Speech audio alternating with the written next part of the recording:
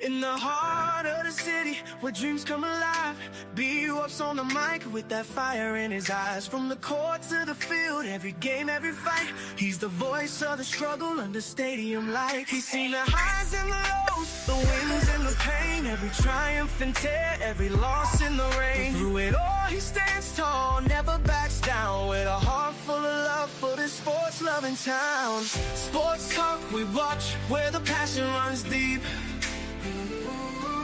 Every story, every glory, every promise we keep. From the love of the game to the struggles we face, he's the voice of the people in the sacred space. Sports talk we watch, where the passion runs deep. Sports talk we watch, where the passion runs deep.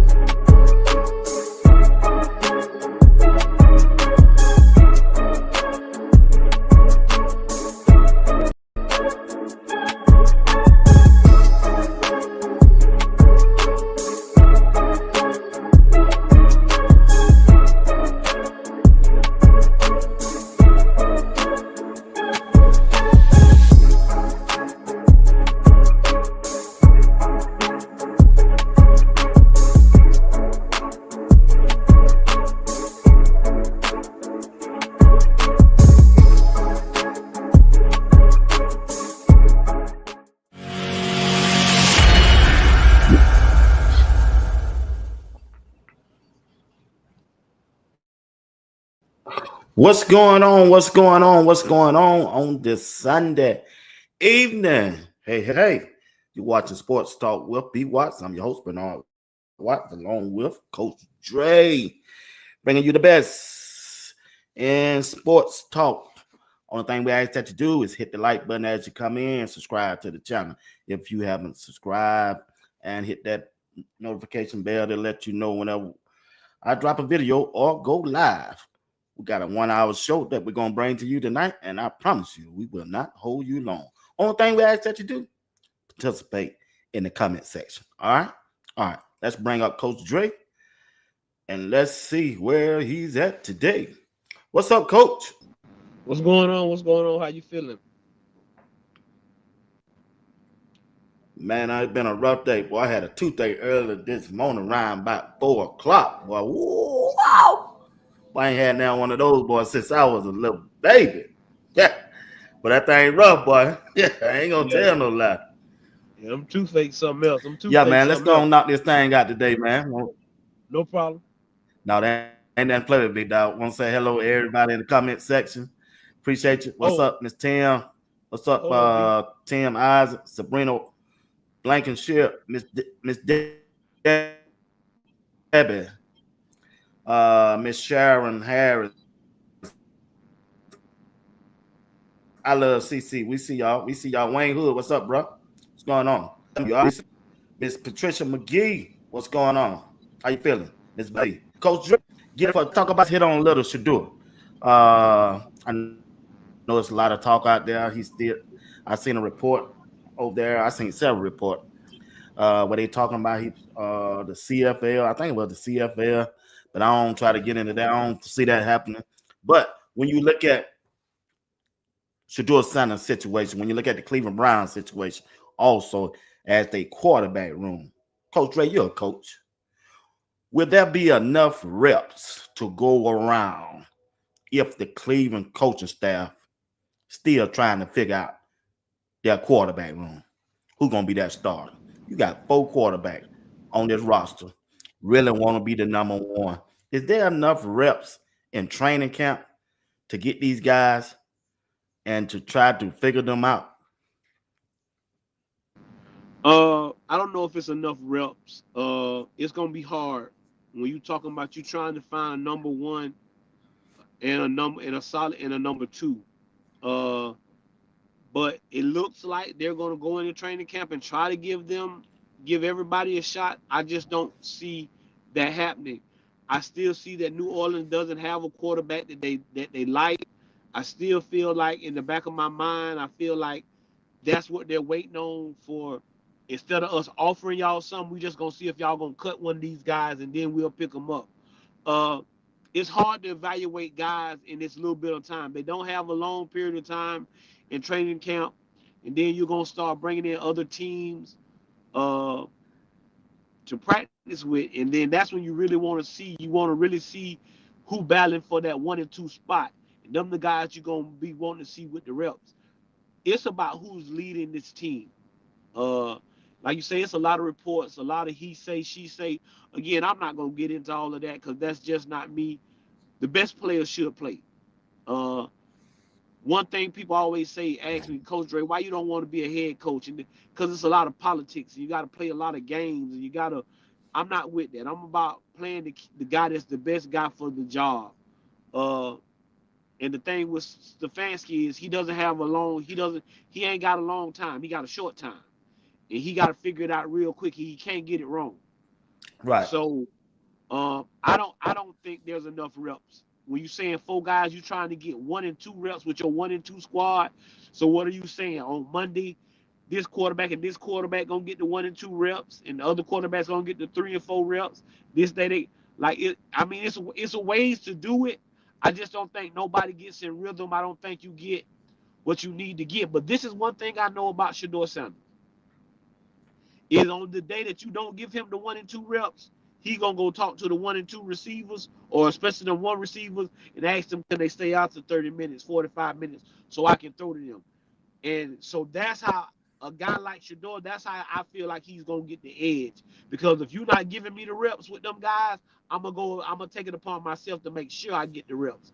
But it's very difficult because you got a time period and all of that that you can practice and you can't practice. So it's gonna be very hard to get all those guys reps when you're trying to look for the 1 and 2. So my answer would be no. I don't think it's enough. And I think after that first week or so, somebody's gonna get cut or somebody's gonna get let go. I'm with you, coach, cause I don't play the game. I don't coach the game. Now I ain't coach the game at a high level where they at, bro. Come on, going into the season, I know who my starter and my backup. I don't care how many quarterbacks on the team. I have an idea, and as a head coach and position coach, my job is to identify the players who I think can give us the best chance to win, and to put them in a winning situation. What I mean by that, they need to get familiar with one another. They starting quarterback. They need to know how his verbiage. They need to know can he read the defense? Can he tell it? Do he know the difference from a cover 2 or cover 3 to put them in a position to succeed? So if you taking reps from Dylan Gabriel and Shedeur and you give it to Joe Flacco and Kenny Pickett, why did you draft 2 quarterbacks? Make that make sense. Why? Well, well, this is what I think. I think the owner made them pick Shadeur at 5. I don't Okay, think hold they on. thought. I knew you I gonna don't. say that. I hope you hold on. I know you gonna say that. Okay. Before that draft, Coach Ray, you don't think the owner, the general manager, and the coaches got together and looked at the board to see who might be available? Coach Ray, they had the second pick. They could have got Travis Hunter. You know your team needed a quarterback, Coach Ray. You had the second pick, right? You had the second pick before you made the trade. Either you're going to get Cam Ward or Shedeur. So I how mean, could it the makes it owner, because so how could that, so how could that owner interfere after you don't win and got Dylan Gabriel? You well, tell me that again, owner didn't know Dylan Gabriel was on their board. I think he knew it. Again, this is what owners try to do. They try to stay. Jerry Jones is a different type of animal, but most owners try to let their guys do their job, which is the general manager, the president, and then the head coach. They try to let their guys do their job. But there comes along a time where I step in and make a decision. Where like you telling me I can get Shadeur Sanders, you still telling me I can make money. Again, it's about the money. It's always about the money to the owners. I gotta make money. We got big contracts we paying. We gotta make some money. And so they went out and they drafted Dylan Gabriel. Why I don't know. I don't know why you would think he was a better quarterback, but now you in a dilemma. This is what I think is gonna happen. They're gonna keep a veteran and a young guy. If you keep Shedeur Sanders and Dylan Gabriel, again, you probably setting Dylan Gabriel up for failure if you send him out there. Because of the simple fact is, like I told y'all, them people, they're more excited about this than there's not been this kind of excitement since LeBron James was in Cleveland, right? And so when you get these people in these stands Right. and the Cleveland Browns, and you already sorry, and we losing, you gonna start hearing we want Shedeur, we want 12, we want this, we want that. But again, I hope it doesn't come to that. But this is what I want us to understand is everybody's story in the NFL is different. And some of the best stories come from these guys going Right. through a storm and not making it. Kurt Warner is a Hall of Famer. He was bagging groceries. It's other guys that Jim Kelly went to another league before he came to the NFL. Warren Moon. These guys are Hall of Famers. And then it's guys that's been first round draft picks that ain't live up to the hype. So I just want everybody to relax. I want everybody to let Shedeur get his feet wet. We saw what this young man can do. He's been groomed for this. I tell y'all all the time, God gives his toughest battles to his strongest soldiers. And he's done that with Coach Prime. And he's made sure that Coach Prime had these guys battle tested and ready to go.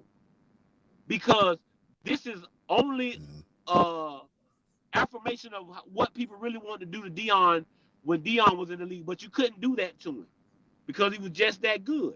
So now let's see if we can stop his son before he gets to that level.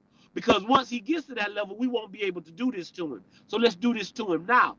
But when you stay prayed up, when you stay in your faith and you know your work ethic, I don't care about your talent. I care about what your work ethic. Your work ethic is what's going to show up. Your character is what's going to show up, and that's what's showing up right now for Shedeur Sanders. You don't see no other quarterback doing what Shedeur's doing, working, putting in the time, and everybody. Like I told you, if Shedeur Sanders, if they don't play that kid, they're gonna blow Cleveland up, just because they have a chance to be a good football team again because they have the right guy. Yeah, I agree with you on 100% on that. He showed working. Like you said, we don't see no quarterback out there working like he is. And Coach Prime has prepared him for what's coming up. Now, I'm going to touch on this and then we're going to move on from Shedeur. All right. When Shedeur enters training camp, where do you think he will be at on the depth chart? When he enters July the 18th. It's hard for me to say this, but I think they're gonna put him at 3. 2 or 3. I don't think they're gonna. I think that it'll either be Pickett. I think it'll either be Pickett at 1. I know they said reports came out that say that Myles Garrett is pushing for Joe Flacco. I got a hard time believing that, but again, Joe Flacco won 4 games. And in Cleveland, it goes by what you see. And he won 4 games. So I believe he'll be either 2 or 3. But more likely 3 going into the preseason. And I don't want nobody to get mad. I don't want nobody to jump down nobody's throat. That's a nice spot for us to move up every week. If they at 4, I'm gonna be in my feelings just a little. If he at 4, I'm gonna be in my feelings just a tad bit. But I think he'll be at either 2 or 3. Because he's already outplayed Dylan Gabriel in the rookie mini camp, in the OTAs. I don't think there's no way that you can put Dylan Gabriel in front of him. Yeah. And that's why I say if Joe Flacco ain't 1, Joe Flacco gonna be 3. If Flacco's not 1, Flacco's 3, and then I got Pickett and Shedeur. But if they try to roll out there as 1, then I think he'll be 3. So that's what I got. Okay. All right. Hey, I'm with you on that. I said 3. I said he least going in at 3. That's why I had him at going in at 3. Want to say hello to everybody in the chat. Uncle Steve, I see you. FD, I see you. Mac, I see you. Mac, don't be putting I love CC in timeout this time. don't let her put herself in timeout, Mac. But okay, Coach Ray. Let's move on from Shedeur. Let's talk about another Florida guy, Travis Hunter. Travis Hunter players are amazed at what they see in practice. A lot of people were saying that they just didn't see Travis Hunter playing both ways when he was in college. Now they all got saying, man, it's unbelievable what this dude has been doing in practice so far. We seen him on offense, we seen him on defense. Man, he doing everything he said he was gonna do. Are you surprised at the NFL level that Travis Hunter is practicing now and succeeding at both ways? No, not at all, because he told you this is what he was going to do. And the Jaguars did their due diligence. That's why they traded. That's why they traded up to get him.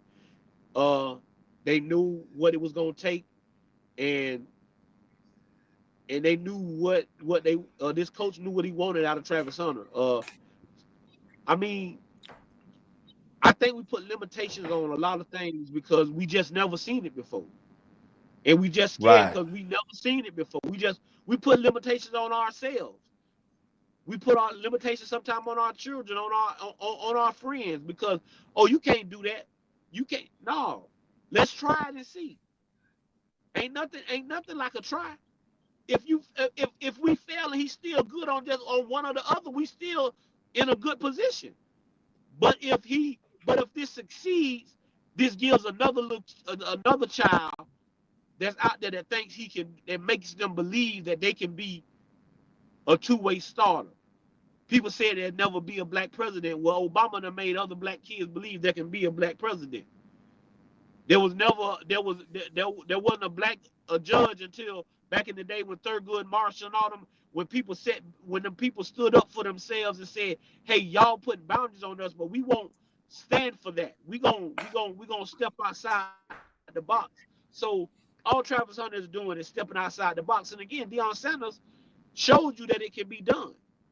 Deion told y'all in college the game moves a lot faster than it does in the NFL. A lot faster. They trying to go no huddle. They're trying to. Most NFL teams get in a huddle. So now you're saying that Right. he getting 10 to 15 more seconds to rest, to breathe, and do all of that other stuff. So now what the Jaguars did was they said, hey, this was him playing against no huddle offenses, them going no huddle. God, he played almost 100 snaps. So if we can minimize this and do this and do that. So no, I'm not surprised. This kid is a once in a generational talent. And he's showing it every time. And then again, he's already got the habits of a pro. I don't do nothing but go home, play on the game, spend time with my wife, football. Go home, I ain't trying to go out. I ain't trying to go to no club. I don't. Hey, I ain't. Whatever functions we doing at a decent time, so I can keep my schedule on me getting rest, me getting sleep, and me getting my body prepared for what I'm trying to go do. So I'm not surprised. I'm just happy that the Jaguars are sticking to their guns and not listening to the naysayers and not listening to Right. people telling them what they can't do. Hey, I mean, there's nothing you can really do but let him try, let him go out there and do it. And again, if y'all don't believe it, this book has been written before. When we first got to Colorado, Coach Prime made Travis focus on offense, right up until the last little end of spring practice. and he start getting mad with the DBs. He say, "Man, Travis, go over there to DB." Just to show the DBs who was maybe feeling themselves a little bit, the best corner is still over here on the offensive side of the ball. He did the same thing that he did in Colorado. Went out there, shut it down, got him an interception. The kid believes in his talent, and he's not brash about it. He's very humble about it. But when he gets on that football field, he takes on a different persona because he believes that I can get it done every time. That I can get it done every time. And like I say, I'm just proud that the Jacksonville Jaguars have not listened to the noise and just stuck to their Right. guns, stuck to what they have done, the due diligence that they have done about going out and talking with Colorado, talking with Coach Prime, talking to the training staff and his close personal inner circle, and finding out and knowing that this kid is able to do exactly what he said he wanted to do, and that's play both sides of the football in the NFL. And I think he's going to do it and do a great job. Yeah, I agree too. I think he got a good chance coming in first or second for the NFL Rookie of the Year if he stay healthy. So let's move this thing. Let's stay in Florida. Let's talk about Shiloh. Shiloh have impressed the head coaches, his coaching staff, and some of his players out there, and the fan base is rallying around Shiloh. What are Shiloh's chances, and what game on the schedule do you expect him to see at least hit that starting lineup as a safety position? Or will he get a chance at first year? Because I looked at that depth chart. I looked at that depth chart on that safety. And I think I did a show on that. Man, they got him. They got 2 starters, 2 backups that been with the coach for 3 years, and then Shiloh. You don't catch no team carrying 5 safeties. They carry 4. But Tampa Bay coach said it's a good chance they might carry 5 this year. So that's a good sign for Shiloh. It's a great sign for Shiloh because of the simple fact is he can play on every special team. And what you don't want is you don't want your starters to have to play on special teams. So when you got a guy like Shiloh who can go out there and play on special teams and hit you real hard, again on defense, you one player like defense is very, very physical. So right. I'm not what I'm gonna tell y'all, the guy, I'm not looking forward to him having to start a football game for the Bucks at safety unless someone gets hurt. He'll work himself. Yeah. I think he'll work himself up into the 2 spot. 2. Yeah. I think he'll work himself into the 2s. And then, like I said, he'll be on punt return, kickoff return. I think he'll be on those 4 special teams, because that's what he did at South Carolina in the SEC his freshman year at a high level. If you go back and watch his highlights from South Carolina, you see him running down there, knocking people's heads off on kickoff and stuff like that. So I'm not getting my hopes up for me to see him start at any point in time in the season for Tampa Bay. If there's injuries, then okay, yes, I expect them to play or start. But the percentage of him making this football team for me is 90%. It's 90% because I don't think it's a guy gonna outwork him. I think the guys on the team have rallied around him. The city of Tampa is really rallied around him. They love him down there, and he's going to put butts in seats. Yeah. The first time Shiloh run down there and knock somebody's helmet off, get up and do his thing and do what he do. Watch how that crowd going erupt. And again, we talking about Florida, well, one of the states where football is what it is, and it's big down here. So for them to have a guy like Shiloh Sanders down there with that kind of charisma, now you got somebody on offense and defense with that kind of charisma, and so you got to feel good about his. Like I said, I got him at a 90%. But again, I don't want nobody to get their hopes up with him starting this season. If he does, if Shiloh ends up starting, it'll be because someone got injured. That's how I'm looking at it for him right now. But that's not a knock on him. He That's could how go I ahead and feel have a too. great I'm with you on training that camp. one. You Yeah, know what I'm I'm with saying? you on But that I one. just, yeah. Right. Yeah. Yeah. I'm with you on that. Because when I read that report, when I saw they had they number 2 safeties, they've been there 3 years. So you got 3 years with that same head coach and same defense. You got the ups on Shiloh right there. So, and they the bag ups. Yes, especially Patrick Williams. especially when your head coach was the defensive coordinator before he became the head coach. So you got to remember that Right. that coach was the defensive Exactly. coordinator at the Tampa Bay Bucks. And then he became the head coach when the head coach stepped away. So these guys know the system, but that also when you got the leading guy in Winfield Jr. taking you under his wings, making sure you learning the ropes, making sure you becoming uh, a great ball player, that's key for you. That people when people that's all pros like that, they don't waste their time if they don't think a guy has the opportunity and have the skills needed to be on the football field. So that's big for Shiloh. It is. It is. Good point. Good point, Coach Dre. Patrick Williams, appreciate that $10 super chat. Stefanski won't be able to escape the truth about Shedeur when training start in July. There will be a outcry if the public sees Shedeur balls out in training and Shedeur doesn't move in the depth chart. I agree with you 100%, big dog. Appreciate that super chat. All right. Let's move on and let's talk about Jimmy Horn Jr. Let's get Jemison. He's out there training with the wide receiver from Colorado. That went to Zay. Zay. He out there training with Zay. They on vacation together or something. I seen a video of. But it's a good thing that been said about Jimmy Horn Jr. You think he's gonna be their punt return specialist or they kickoff specialist this year? I think out of all the guys we talking about besides Travis, besides being the special teams guy, I think Jimmy Horn has the most likely chance for you to start week 1 because Bryce Young loves this guy.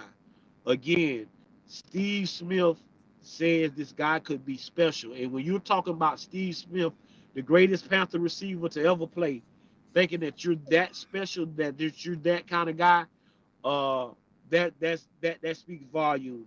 Uh, Again, this guy done been through a lot. But this also goes, and this way you have to applaud Deion Sanders because Deion Sanders didn't think about himself and his football team and me getting Jimmy out there. I need Jimmy to play. I need Jimmy to play. No, Jimmy is a pro. I got to make sure Jimmy ready for this NFL because what Jimmy has, they can't teach. What Jimmy has, they can't Mm-hmm. teach. The catching and all that other stuff, we can get him better at that. T.O. is one of the greatest receivers to ever play the game. 2 or 3 seasons in the NFL, he led the league in drops. But were you taking T.O. off the football field because he Mm-hmm. dropped the ball? No. So I'm so proud of that guy. I'm Mm-hmm. so proud of him and what he stands for and what he does. And most kids in his situation, he has every reason to just go and hide under a rock and say, hey, I don't want to do this. He could have turned to the streets. I got to do this. But he he took it upon himself, and that's how you know God was always in the midst. Because I wanted to go to Jackson State with Dion because Dion wanted me then, but I stayed home and because I wanted to play with this certain quarterback. He said he was going to South Florida, so I went. But God gave me another opportunity, and I couldn't pass it up. And look at what it's done for him. Him and Zay Weaver are great friends. They out there training. Uh, and that's the one thing about these Colorado things. And that's another, again, I hate to keep saying this. That's another thing why you have to give Deion Sanders his flowers because he's teaching these kids how to adapt. You see everywhere they go, these teams fall in love with these kids. Why? Because Deion Sanders sets a standard and he doesn't curve his standard for nobody. He doesn't curve his standard for nobody. Everybody gonna play at the same standard.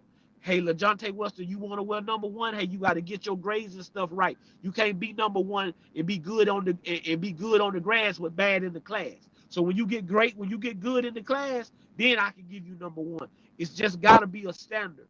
And that's why these young men can go into these NFL teams and do exactly what they're doing because the standard is a standard. And now and they always find each other. These guys and they build a bond, and now they're going out and building more bonds with their team. Like I say, when you a fifth round pick and your quarterback, the guy who you know gonna be the starting quarterback, hey man, we meeting such and such. I need you here to catch the ball. Like I say, out of all the guys that we got, 15 for the Panthers, I will not be surprised. Besides being on special teams, if he's not getting number one reps going into week one of the NFL season. And I'm gonna be one of his biggest fans, hooting and hollering for him, rooting for him, because that's my guy. Like I said, I'm very proud of what he has accomplished already this far, getting into the NFL. Yeah, I agree with you 100%. Now, let's look at Leonte. Let's look at what he got to go through, but he playing on an already made good team also. You got Lamar Jackson at quarterback.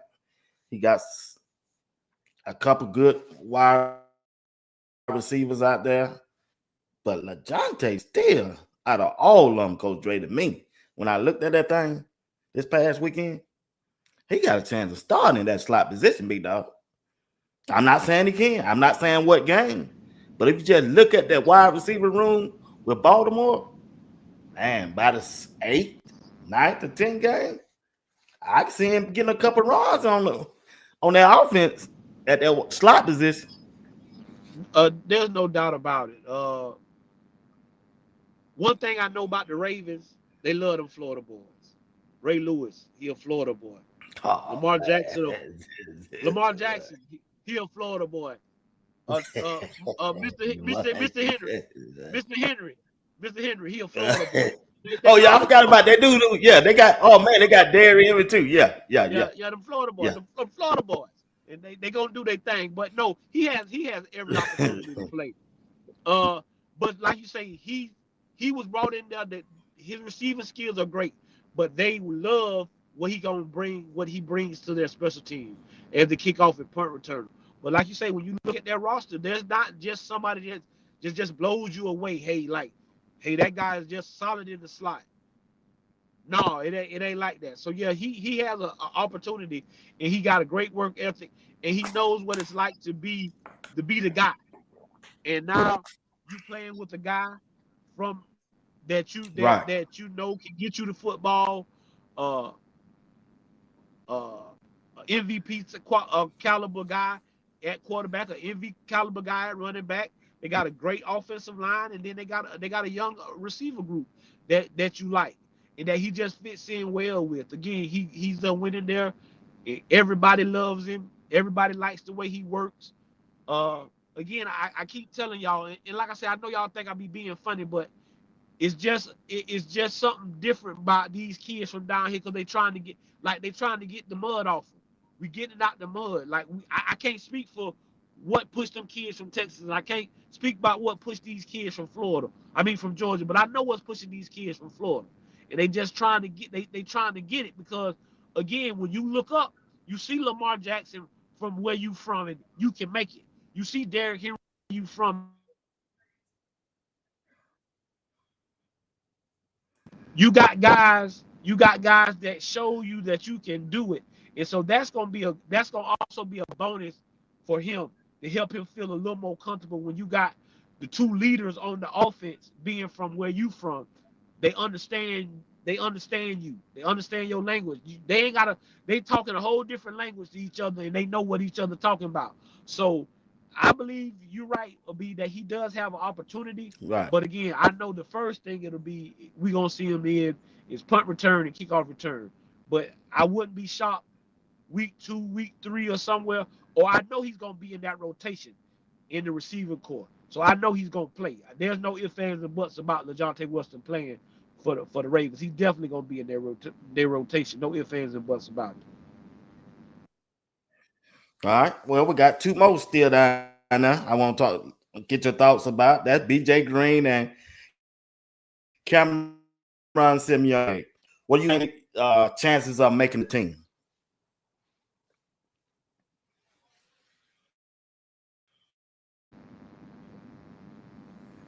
When you look at BWatts, can Cameron you hear Simeon me? Craig and BJ Green for the Jacksonville Jaguars, you think they got a good chance? Yeah, I can hear you. You think they got a good chance of making the team? Can you hear me? You can't. I can hear you. I can hear you, Coach Dre.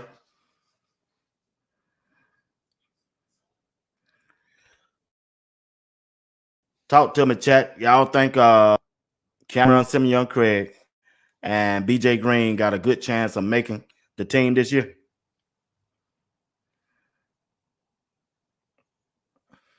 All right, Coach Dre went out. All right. Like I say, when you look at Cameron Simeon Craig, when you look at BJ Green, they don't have the. I don't think they have the namesake as Shiloh, Jimmy Horn, and the rest of the gang that's already a part of the NFL. But I really think BJ Green got a good chance of making it. Cam, I think it's on the borderline with him. That just means because of his size. Now I know he got the heart, but if he get a shot, I mean a good fair shot, if they don't count him out just because he was a undrafted free agent and just give him a real shot, he'll make the team. Then it gonna depends on the coaching staff and whoever else is on the team that's competing for that 53-man roster. So the question what I had asked you, you think BJ Green and Cameron Simeon Craig can hold on and make that 53-man roster? I think it's the other way around, BWatts. Jacksonville D line is pretty good. They're pretty stout. They got a great rotation. I think Yeah. they both make the team. I think they both make the 50. I think one of them gonna make the 53-man roster, and one of them gonna be on the practice squad. Now I don't know which one it's gonna be. I think both, but I think both of them will still stay with the I got organization. there you go. I got Cam on the I think Cam gonna make the practice squad. That's me. Okay, like I said, Because of his size and they I might don't. not give him a chance. No, they're gonna give him a fair, and I'm gonna tell you why they're gonna give him a fair look, because Travis Hunter gonna tell them he's the best guy I ever played with in the secondary. So he's going. So the one thing I know that Okay. that Cam is gonna get is a fair look, because like I say, being down here, being just a little bit up the road, I got some people in. He's gonna get a fair look because Travis Hunter has told those guys immensely that I learned so much from my coaches. But one player that I learned a lot from is Cameron Simeon Craig. And coach, if you give him the opportunity, he gonna do exactly what you want him to do. So he gonna get his opportunity. Like I say, I think it might be just me. I just think it might be the other way around because here's the thing: I haven't seen BJ Green play no special teams. I haven't seen him play on any special teams in college or anything. I've never seen BJ Green on any special teams. I know for sure you can put Cam on kickoff and punt and stuff like that on special teams. So that's where I would give Cam the edge right now because I think that you can use Cam more on the special team than you can use BJ. But BJ, like I say, BJ has a tougher uphill battle because they have some defensive linemen that are really good, that are really good. And so he gonna have to come in. I believe in him though. Don't get me wrong. I really believe that he can go in there and compete. But I Right. just know it's some guys that's been there, that's already established it on there. So like I say, I think both of them will stay with the organization. I just think one will make the 53 man and one will be on the practice squad. That's what I think will happen. I can go with that. I can go with that. All right, Coach Dre, let's switch this thing, man. Let's talk about our Colorado ball. We got about 20 minutes. All right. Let's talk about CU. All right. Coach Swayze. I think they had a good all season with him. Now they're getting ready to come back in proper couple more weeks, a week or two. But still, when I look at the Colorado football team, I know a lot of people. I see where the on 3 and 247. They don't think Colorado gonna have a good team season this year. Uh, I think they don't improve the team, especially on the offensive line and defensive line. That's just me. And that's where games are won in the trenches. You can have a good wide receiver, you can have a good quarterback, you can have a good running back, but you ain't got no depth on the offensive line and defensive line that's interchangeable and that can produce. Man, you ain't finna win that. But I think they got a good offensive line and D line this season. You talking about the same people who told us we wasn't gonna win but 5 games last year? The on 3 and 247, and I listen. Yeah. That's what they get paid Yeah, for. yeah. So do it. I ain't mad at y'all. Y'all can say what you want to say, and y'all can do what you want to do. We just gonna put our heads down and go to work. Like you say, I think that we have developed a good offensive line. That defensive line looks dangerous every time I look at it, and every time you go to putting in who you think gonna start, you forget somebody because you got so many of them that you can rotate in and Yeah. out of there. Uh,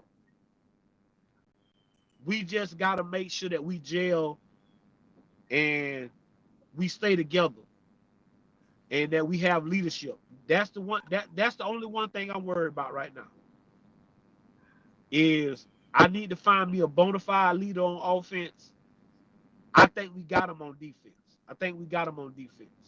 Between Alden Walker, uh, between Hughes and French, Preston Hall, DJ McKinney back there in the secondary, even Tafik Byers. I Besides Seaton, I need another guy to go with Seaton to be that guy on that offensive side of the ball to make sure that these guys, because Shedeur was that guy on offense. You had Simeon, Craig, and Shiloh and those guys holding down the defense. We are a better overall football team. And you say, well, Coach Dre, what you mean by overall? We had 2 great talents and some good ball players. Right now, we have all good ball players, and to win like we want to win, you got to have solid backups. I don't think people understand how much having quality backups matter. You can have great stars, right? Mm-hmm. But Mm-hmm. like, let's take the NBA for instance. Soon as one of those stars get hurt and you ain't got nobody to back him up, the team go from up here to down here. And what I see right now at the offensive line position is we got about 10 guys I feel comfortable with when I really sit back and look at it. And after listening to Miss Phyllis and things of that nature last night, I got about 5 guys I feel comfortable with on the offensive line. We got 2 solid quarterbacks. Well, 3 actually.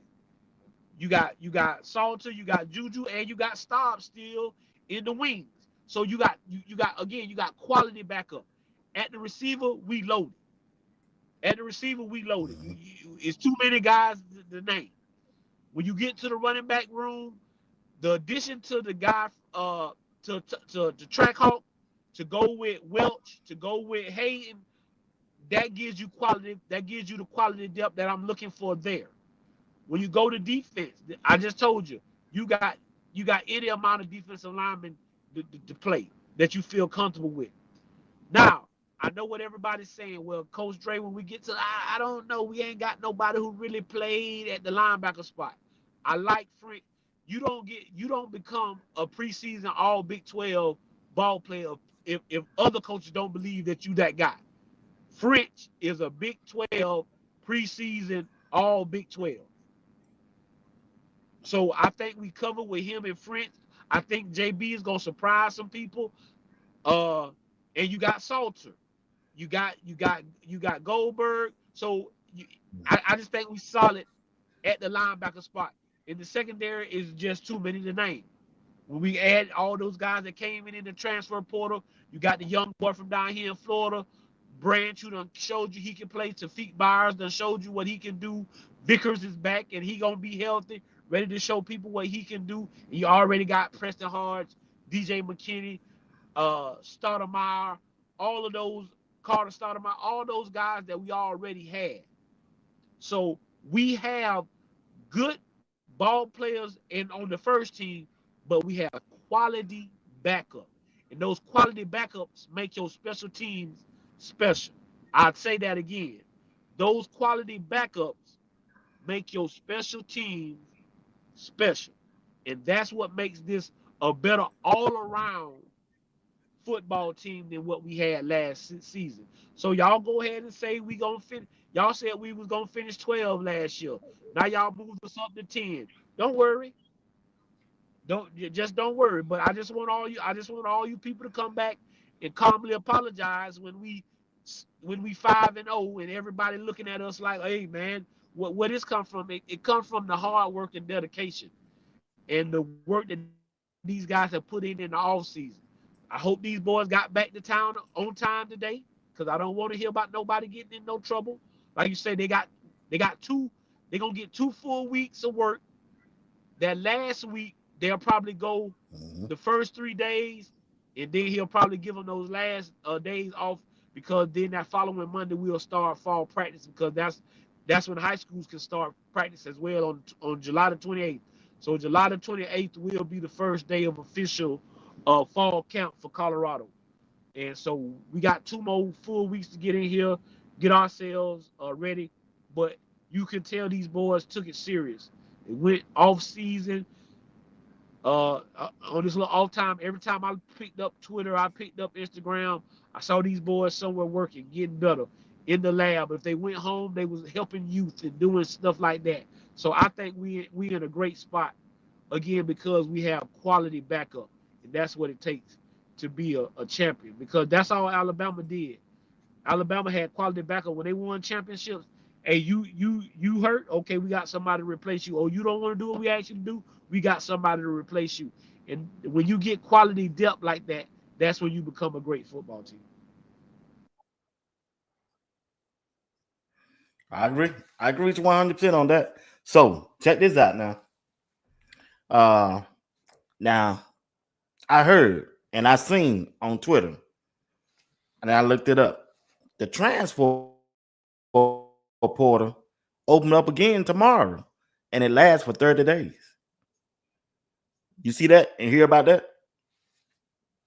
No, nobody said anything about that. I think that's for the grad transfers. I don't think it's for nobody else except for the grad transfers. I don't think that we're gonna see uh kids leaving school. You'd be a fool right now. You'd be a fool. Uh, like I said, I Yeah. think a lot of people. I just think it's for the grad transfers, not for people that's graduated. It'll open for them, All but right. not for the Okay, kids I'm who finna read it. just. What's online right? Okay, I'm finna read what's Okay, online now. All right. go ahead. According to the AI, it said yes. The transfer portal for designated student athlete, those cut due to roster limits, is opening again Monday, July the 7th, and will remain open through August the 5th, according to who this is. Swam, whoever it is. This is a one-time window created as a result of the House versus the NCAA settlement. So it sounds like it's Yeah. gonna be. It sounds like it's just for certain people. It sounds like it's just for Okay. like you say it's for kids that got cut. Like so now like again with the roster with the roster being able to when the roster being cut down to size, it's kids that got kicked off the team just because. Uh-huh. We like so I think it's more for them. I don't Okay. like I say them and grad transfer. When they said Pacific, that's why they didn't say all athletes. That's why they didn't say all Okay. athletes. That to me, I was what I'm wondering about saying. that. That's why they didn't say Yeah. all athletes. 'Cause like I said, I don't think there would be any. There's no way I'm hitting the transfer portal with 3 weeks before fall camp. That would be retarded. And I Yeah. don't like to say that. That would just be Yeah, that would be crazy. you know what I'm saying? So I mean, so don't nobody get up in arms or think, man, listen, that ain't. We have nothing to worry about. We have nothing to worry about. Most of the guys that's on our team, we Okay. set ready to I know rock when and I saw roll. that over there on Twitter, I said, dog. Yeah, when I saw it on Twitter, I said, dog. So I looked it up on the internet and I read that right there, and that's what came up. So that was that on that. Now, I'm gonna ask Yep. you a serious question about this. The recruiting for 2026. I think Colorado, I think I seen Jake them over there on DMBR posted it. So we got 5 recruits, 2 4-star, 3 stars. We missed out on our top running back, top lineman. Do you think that we missed out on some of these recruits because of Coach Prime absent from Colorado? I don't believe that. I don't believe that we missed out on any. Again, I don't believe that we missed out on anybody that don't want to be there. I want kids that want to be in Colorado, and I want kids to go where they gonna feel most comfortable at. So the one thing I don't want us as CU fans to get upset with kids when they don't come, because again, they're doing what's best for them. Coach Prime's absence, he was still talking to guys, he was still FaceTiming guys, so he was still doing the due diligence. And you got a great coaching staff. You still got Marshall Faulk, you still got Warren Sapp, you still got the likes of Livingston and stuff. It's just these guys want to go elsewhere. Guys, there's other programs. There's other programs selling themselves. There's other programs that feel like, and then like you say, when you add the money into it, it's bound to happen. But we want guys that's built with character, and we want guys that want to be here, that understand that everything that we give you is going uh is going to be earned. And like my dog, like TMB just said, it ain't over till December. So all this Mm. committing, let me fill y'all in on a little secret. High school coaches are telling their kids to commit to schools now. That's why every day you pick up the Twitter, is kid committing here, is kid committing here, because it sounds better in the newspaper for this high school or this particular city to say so when he playing out there on Friday night, you know what they're saying? The University of Florida commit, the University of Carolina commit, the University of Colorado commit. That's what they're gonna say in the paper. So a lot of these kids are committing, but they're still fielding phone calls. I know that for a But check fact. this out, Coach Go Drake. ahead. But check this out. Check this out, though, Coach Drake. It's a dude in high school received $5.1 million to Texas Tech. Again, bro, it comes down to that's why everybody getting their money up and doing that. I'm gonna continue to tell y'all, for 3 years, Texas A&M had the highest payroll in college football. And I'll wait and y'all can tell me how many SEC championships and how many national championships they won in that span. I hear people say, I hear people, and yeah, see, this what Uncle Steve, and that's another thing I think y'all get caught up in. That $5 million is over the span of his career at Texas Tech. It's not he getting $5 million this year. Right. That ain't Right. that's that. Yeah. So I think, but some people believe that he getting no. That's over a span of time. Right. But here's the So thing. 3 years. Yeah, for over 3 years. So That's 3 what years. the so he'll get a monthly check or whatever that is. Whatever you divide that up by 3 years, $51 million, whatever game, however many games that they play. And again, that's the money that the school's giving him. That's not the money that's coming from if he goes out and does commercials and do all the other stuff that other people do. But again, these high school guys are still fielding phone calls from other people. guys. It makes the price go up for guys who supposedly are 5 stars and 4 stars, because if somebody really want them, it's a boost out there that say, hey, I'll give them this, and this. So it's just the game that they playing, and Coach Prime don't play them kind of games. Hey, you want to come to Colorado? This is what we can do for you. This is what we can offer you. Look, and then also he can say, look at what we produce. Look at what we doing. Travis Hunter go. I got a Heisman Trophy winner. I got a guy. I got guys. I got 4 guys that done got drafted. I was in the HBCU. I got guys drafted. I set the bar high. If you just like the kid that did commit this week, why wouldn't I want to come to Colorado if I'm talking about I want to be a pro? So it comes down to what you want to do, man.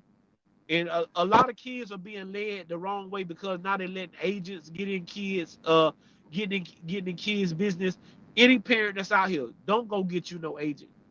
You don't need no agent to tell you. You've been raising that child by yourself or on your own. Young ladies that's out here with these young men, y'all been getting by with the people that's been in your corner. You better stick with them people that's been with you when you was down and out. Don't go get no new friends. Like DJ Khaled say, don't go no new friends, because these guys are out for what's best for them. So they Right. gonna want you to go get the bigger money because they get a bigger pay cut. Come on. I want you to go get this big Right. money so I can retain some big money. They're not doing what's in the best interest for you and your child. You better wake up and be in them rooms. Don't be signing contracts without talking to people. But no, I don't think we falling off because like I said, Coach Prime finna be back in the building. He finna be back doing what he do, and everybody knows he's already shown his body of work has already shown what he can do when he gets the right amount of people, the right people into place. Again, sometimes y'all want the wrong people.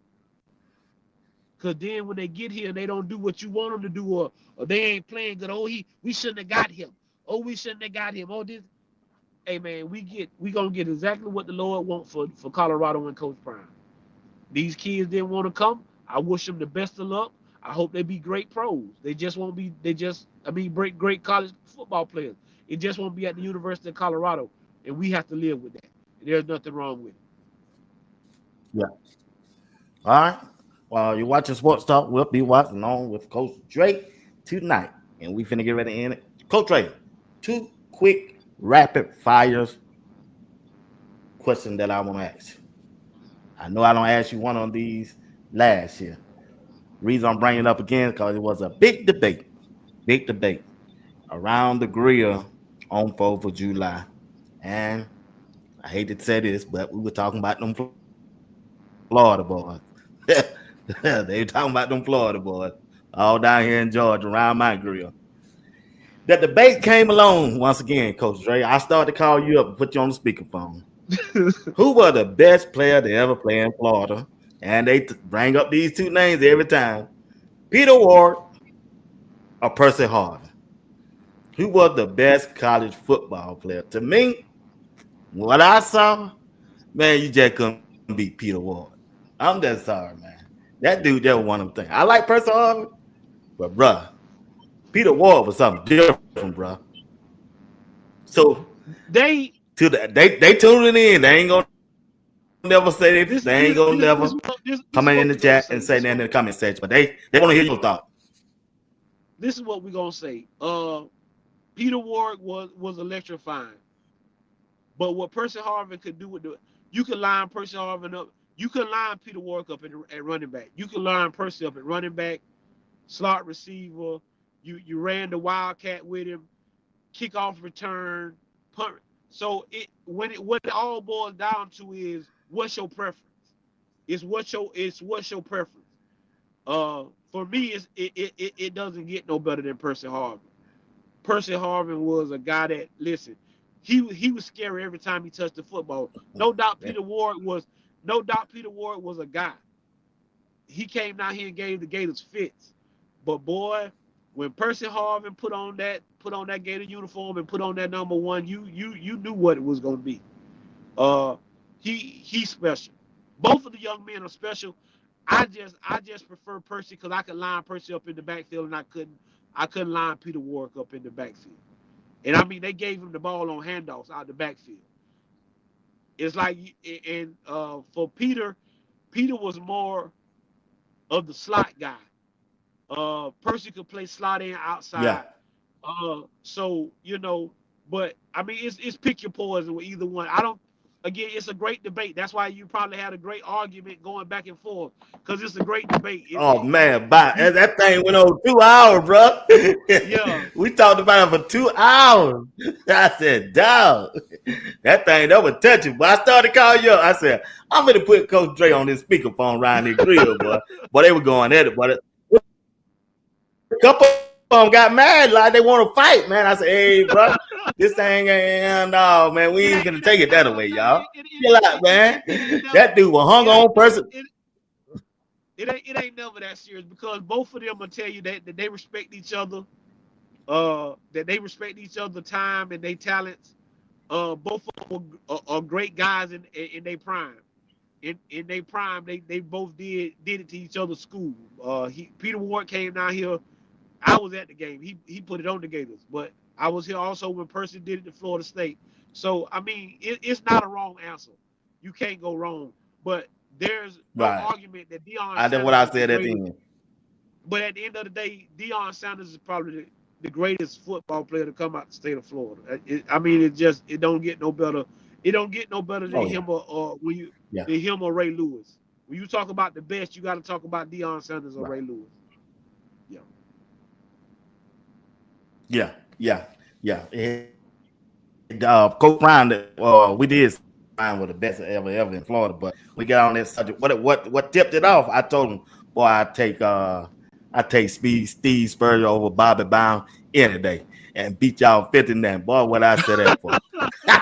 And then we jumped on President Harvey. But oh yeah. Let me ask you this. This is another question they asked. And when I did the research at first, I said, I don't know. But when I did the research, I said, boy, I might have owed them apology. Chris Winkie was the best quarterback in his time in the state of Florida. I got to give him, I got to go with him. He was better than Tim Tebow. Who was another quarterback in the state of Florida better than Chris Winkie in college? When you talking about when he was in college? In college. Yeah. Chris Winkie. Ain't nobody else got no number better than him, Coach Dre.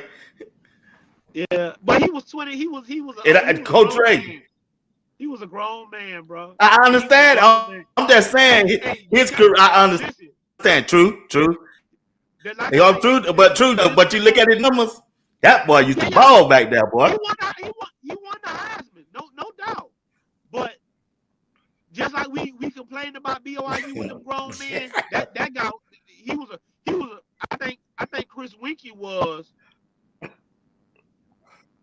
I think Chris Winkie was like 25, 26 when he won the Heisman. Like when he got drafted. I thought he was about 25. Somebody say he was 28. Yeah. Boy, he used to. He was serving him up though, Coach Dre. He did. I'm trying to think of what year that was. It was a bad quarterbacking year because I didn't never like him like that. I never liked him like that, but he was the best quarterback. But he kept winning though. Yeah, he won. That's what I'm telling you. That's why you can't really argue. You can't really argue with what you're saying. But yeah. I mean, he not even when you go to Florida State quarterbacks, he's not even in the top. He might not even be in the top 3. When you talk about Florida State quarterbacks, he in the top 3. No, you gonna talk about Charlie Ward? I bet he won more games than anybody. No, he didn't win more than Jameis. He didn't win more than Jameis. Jameis Winston won more games than him? Yeah. Jameis won a natty. Chris Winkie didn't win a natty. Wow. I think Jameis Winston. I know that. I know that. I saw that. Yeah. I read that. Yeah. I think he only. I think Winston only. So it's gonna be Charlie Ward, Jameis Winston. He might be about 3 or somewhere up in there, but Charlie Ward and Jameis Winston gonna be number 1 and number 2. And then I'm trying to think who was the quarterback for Bobby Bowden other than national championship. Because I don't think Chris Winkie won a natty. I don't think he won a national championship. I don't think he won. I didn't see where he won that. Okay. Danny Cannell was the quarterback. The All right. quarterback that who was the best championship? Go ahead. Go ahead, BWatts. Who? What'd you say? Who was the best what? They said Winkie won a natty. What year? OLP, what year that was? Oh, I thought Danny Cannell was the quarterback. I thought he got to the national championship and lost. I didn't see where he won one. I didn't either. I don't remember that. That's what I'm telling you. If I'm wrong, I'm wrong. I don't remember him winning that. Danny Cannell and Jameis Winston. I thought EJ Manuel, he was a good one. Yeah. Yeah, they had some they don't have some good guys. Now, yeah. Oh yeah. They don't have some good guys. Yeah. You saw that Danny Cannell in 99? Oh, he beat Vic. Oh. They say he beat Michael Vick. Man, you gotta look. I gotta look that up. Oh. They say he beat Vick. I thought Danny Cannell was the quarterback. Well, y'all might be right. They said in 1990. I don't follow those guys down there in Tallahassee with that burgundy and gold on that well. You can't do that and walk around Gainesville like that. You can't do that and walk around Gainesville like that. So I don't I think he was the best quarterback. Yeah. 99. Yeah. He just confirmed. Just confirmed. Yeah. I think he's just the most underrated, unappreciated quarterback in the state of Florida. Now I'll give you that. Yeah. He's the most underrated quarterback, unappreciated in the state of Florida. Yeah. I'll give you that, but the reason people say we couldn't beat him. Florida couldn't beat him. When I was rooting for Steve Spurrier, Spurrier was Spurrier. You get what I'm saying? And Spurrier didn't have to have a great quarterback. He just needed a guy that could throw it to his receivers. Spurrier gonna go get the athletes. And back then, the biggest thing is what people didn't know, and that's why like people be like, "Well, Coach Dre, you ain't a big Florida fan." I'm not, because I know what really goes on, and I understand that for a long time, Florida didn't want a black guy at quarterback. Like they just didn't, and people don't know that. That's one of the main reasons why Steve Spurrier did take the Washington Redskins job. We had a guy coming in out of high school by the name of Gavin Dickey. He was the top quarterback in the state, and he wanted to come to Florida. But they told Spurrier, if that guy came to Florida, you gonna make him a receiver or something like that. He's not gonna play quarterback. And Steve Spurrier said, "Okay, I'll show you." And so eventually we got Chris Leak, and then Tebow Mania started. But then then you got Anthony Richardson to get my guy to get an opportunity, and a couple of other guys. And now you're gonna have DJ Lagway. And what I told you, BWatts, didn't I tell you Lagway gonna be? Didn't I tell you Lagway gonna be in the top in that top when they talk about quarterback? Lagway the real deal. I just ain't seen it. I've seen some good quarterbacks. DJ Lagway. Oh, he ain't gonna be done at the end of the year now. He ain't gonna be there at the end of the year. He gonna be there at the end of the year. He ain't that good to me. He ain't that good to me. Listen, we're gonna see though. If he don't get hurt, they beat the Bulldogs this year. He got hurt. When he was in the game, they was leading. He got hurt. Then they went down. We'll find out about week 4. They play Texas. You're gonna find out early just how good he is. We're gonna find out about week 4. Okay. All right. So I had one more thing I want to ask. I don't forget. But anyway, hey, it was a good show. Appreciate it. Oh yeah, Danny Werfel or Tim Tebow? Tebow. It ain't no question. Danny Werfel had the great. I ain't talking about what on the outside. I'm talking about the quarterback. Quarterbacking. What you defining when you say quarterback? I What mean, you just Tebow really they had talent. Danny Wolf had He talent. wasn't no bad quarter. Danny Wolf was a quarterback. Listen, Danny Wolf had Riedel Anthony, Jaquez Green, Yep. Mike Hilliard. Green. He had the greatest assembly of receivers that the game. Then man, go look at Danny Wolf throw the football, man. He was just lofting the ball up there to them guys, man. He wasn't throw. Listen, I know. Yeah. Tebow Yeah, he did. I'm gonna give you that. That's what he was doing. Yep. Tebow ain't that great of a thrower neither. But what Tebow, the tenacity, all of that other stuff that you got, Danny Wolf wasn't that guy. Tebow, listen, Tebow couldn't go to listen. BWatts, Tebow couldn't go to class. They had to make that kid he had to take his classes at the house. If he came on campus, he had to have full security. Tebow, it's Tebow, and it ain't the best quarterback. It go like this. It goes Steve Spurrier, Tim Tebow, and then Danny Wolf. But you get what I'm saying? I mean, all right. Okay. I had Steve Spurrier, Danny Wolf. Like I say, I think Danny Wolf had the greatest group of talent I've seen the Gators have. You got to remember, he had Fred Taylor in the backfield. Like I said, oh my God. I know it, but I know it. They had a team, boy. That was my favorite. That's my favorite team back there. Yeah, they like that. Yeah, Georgia had the best. I think they had the best. They had the best football team. One of the best Florida Gator football teams ever. That's what I'm telling. Hey, coach, telling you the truth. I'm telling you the truth. DJ Lagway saved Napier job. After they lost to Miami, they lost another game. The board of directors in Gainesville called an emergency meeting that Sunday. They were gonna fire. They was trying to find out if they had enough money to fire Napier. DJ Lagway showed up and had a team meeting, and he told the athletic director and some other boosters that was in there, he said, if y'all finna fire Coach Napier, I'm telling y'all, I'm hitting the transfer portal as soon as the season over with. Just like that.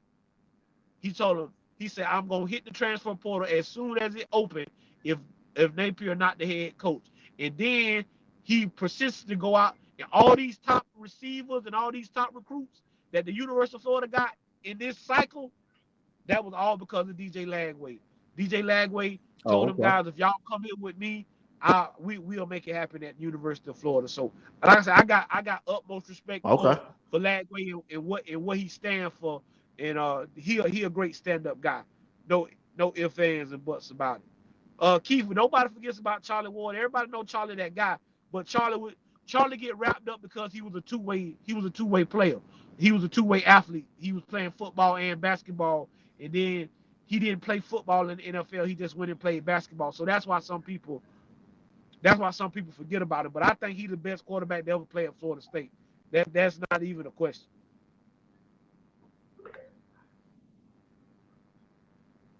Okay. All right, Coach Dre. That's all I got tonight, man. I appreciate you tonight. I want to thank everybody for tuning in. For watching Sports Talk with BWatts. Hit the like button and subscribe to the channel. Coach Dre, last word and get us out of here, big dog. Appreciate you tonight. Hey, first, I appreciate you. I always I want to thank everybody who donated to my son's fundraiser. We got the money up within a matter of hours, guys. We had the money in a matter of hours. I want to thank the CU aunties for everything that they did. Miss Phyllis, Miss Crystal Wise Williams, a few other people who went out of their way. If you still want to help, you can. Rob will put his Cash App in. Like I say, it's just a little simple calendar fundraiser. We just trying to, like I say, now in high school, guys, they ask these athletes to pay they're not asking them to play, but they have to pay something called fair share, because they cut off so much funding for certain sports, and you have to pay for buses and referees and stuff like that. So every school has to ask kids to pay a fair share. So we have to ask our kids for $200. But what we do is we give them a calendar and tell them to go out and ask somebody for a donation for each day. And if you get it, you get up more than enough money to pay your fair share, so your parents don't have to come out of pocket. You see Rob the Man put his Cash App in there. You can send that to Rob the Man. He'll send it to me, and I'll get it to the proper so what the it goes towards everything. It goes to feeding the boys before the game. It goes towards the equipment. It gets what we call a spirit pack, which is we give them a shirt, some shorts, and then they have a compression shirt to wear up under their uniform during the game. And then this year we're gonna get a couple of collar shirts. It also goes towards, like I say, referees, buses, and stuff like that. Everybody had it's just an expense. And for us in Gainesville, I can't speak for other schools like in Georgia. Well, we don't play at our high school. We have a field that's maybe about 2 or 3 miles away from our school. So every game that we play, we have to get a bus to take our guys, at least 2 buses to take our guys to the game and back home. We have to feed them pre and post game and all that kind of stuff, and all that. And like I say, all that stuff comes with a charge, and so that's why we do it. And so, like I said, if anybody wants to donate, we already got David's on, but I can help some other kids because it is some less fortunate kids on my team that will need the help, and I'll make sure that we can help those guys out. But again, I appreciate everybody who did it. I appreciate for BWatts letting me talk about it on his platform and giving me the platform to talk about it. Hey man, y'all make sure y'all love on your people. Check on your people. And I mean, when I mean check on them physically and mentally. Make sure that they're okay. Don't just text them. I think we get so caught up in the text world, man. Pick up that telephone and call your mama. Pick up that telephone and call your brothers and sisters and your cousins and all them people in your family, because it ain't nice to have to go talk to a coffin and tell somebody what you wish you could have did when God gives you ample opportunity to do it now. Why put off today why put off for tomorrow what you can do today? I told y'all this morning in my morning message, I told people only when it's dark can you see the stars. So only when it's dark can you really see who really for you. Only when it's dark can you really see the people that'll stand up for you. BWatts is one of those guys. Rob the Man is definitely one of those guys. JR Boxer, Uncle Steve, all these great ladies on this platform. I was so proud of Miss Phyllis and her show last night. Miss Kimberly, Crystal Wise, and especially my girl, I love CC. She always got my back, and everybody from the CU aunties that always support me and Rob, BWatts, and our platform. And as I always say, if I send those ships out, those ships will come in. And if there's no contest, nobody can win. Games can't be won if they haven't been played, and prayers can't be answered if they haven't been prayed. I am your man, Coach Dre. This is my brother, BWatts. This has been another Sunday night with Sports Talks with BWatts. God bless y'all. Y'all make sure y'all tune in tomorrow morning for BWatts, and I'll see y'all next Sunday. God bless and good night.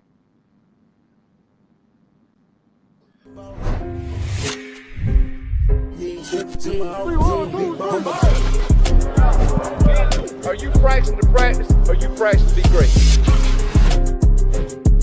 Which way am I going? What's coming? You on the way?